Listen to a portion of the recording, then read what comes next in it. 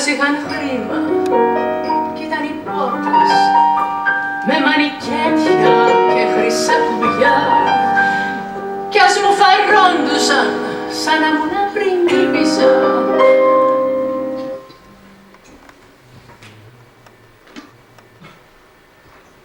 Εγώ δεν είπα σε κανέναν ναι. Είχα πάντα λογικό ήρμο, είχα και εγωισμό. Από φλερτ δεν είχα ζαλιστεί, ούτε και ποτέ ενθουσιαστεί, ούτε και παρασύρθει.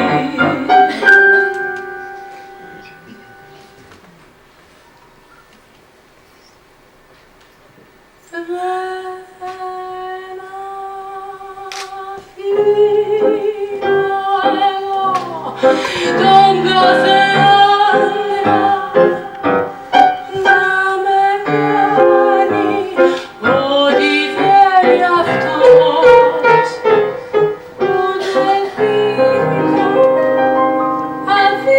αδυναμία, ούτε λέω εγώ σε άντρα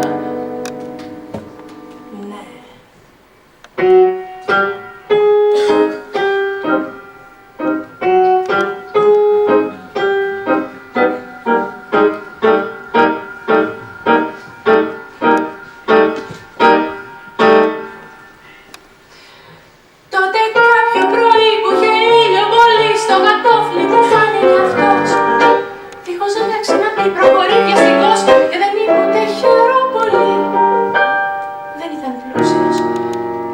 Δεν ήταν κύριος, δεν είχε τρόπους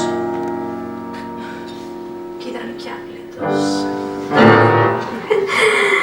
Κι όταν με βούτυξε, μου άλλαξε τα φώτα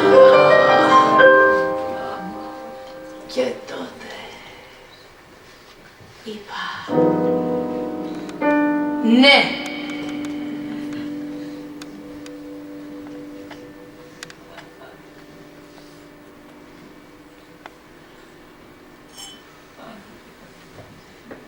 Στο κρεβάτι έγινε σεισμός κι άστραψε